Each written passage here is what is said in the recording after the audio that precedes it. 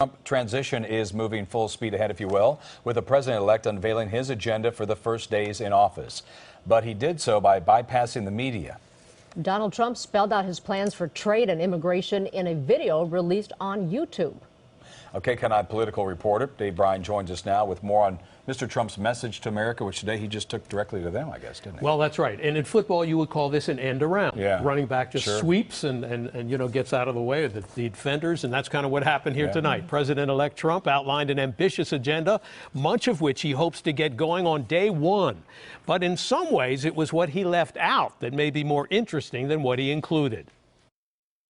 I've asked my transition team to develop a list of executive actions we can take on day one to restore our laws and bring back our jobs. Rather than answer questions at a news conference, President-elect Donald Trump made his first substantive public remarks since winning the White House in a video, Transition 2017, supplied by the Trump campaign, in which he talks about actions his administration will take beginning on the first day in office. On trade, I am going to issue our notification of intent to withdraw from the Trans-Pacific Partnership, a potential disaster for our country.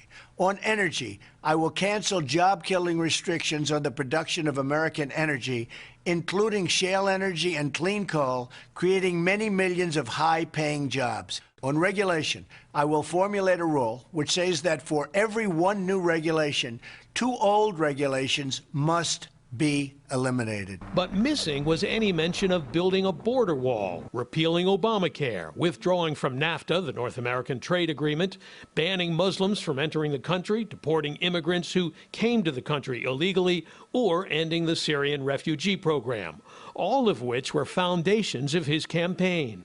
Instead, there was this.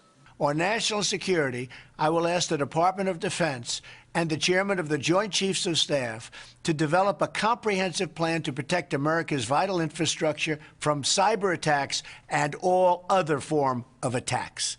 On immigration, I will direct the Department of Labor to investigate all abuses of visa programs that undercut the American worker. And as the parade of prospective advisors and cabinet members continues, Chris Kobach, the Kansas Secretary of State and immigration policy transition team member and outspoken critic of illegal immigration, appears to be pushing for a job as Secretary of Homeland Security.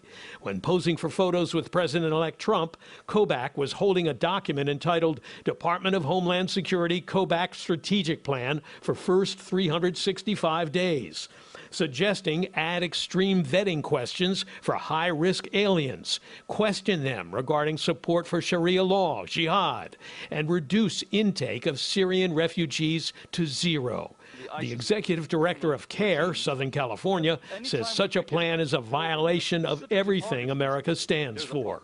Targeting people on the basis of their nationality or religion, it's the very definition of bigotry. A cast for a horror movie, and the document that today that was revealed seems to be the script for this horror movie. But the Federation for American Immigration Reform, FAIR, says the program would focus on factors that are not discriminatory.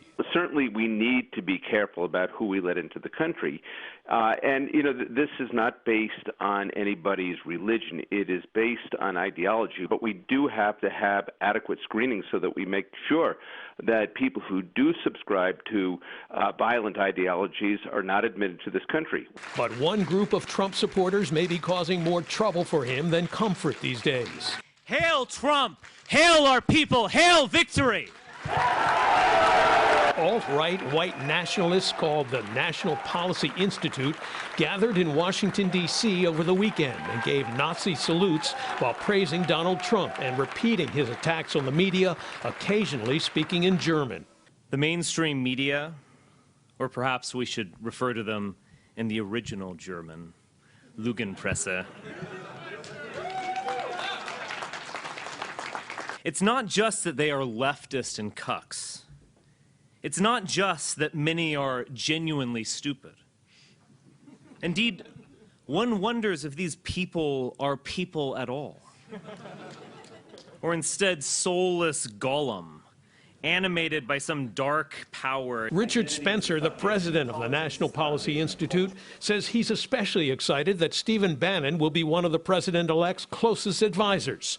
Bannon's Breitbart website brought the right-alt movement to life with more than 300 million views in the last month. I'm enthusiastic about Stephen Bannon acting as the strategist for Donald Trump, because Breitbart has been an open place for a lot of ideas that I care about. Late Monday, the Trump transition team responded to the alt-right conference, saying President-elect Trump has continued to denounce racism of any kind, and he was elected because he will be a leader for every American. To think otherwise is a complete misrepresentation of the movement that united Americans from all backgrounds.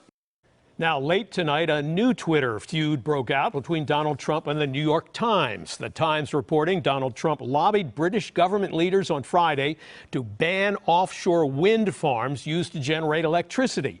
Trump owns a golf course on the coast of Scotland and doesn't want a wind farm to affect his views or property values.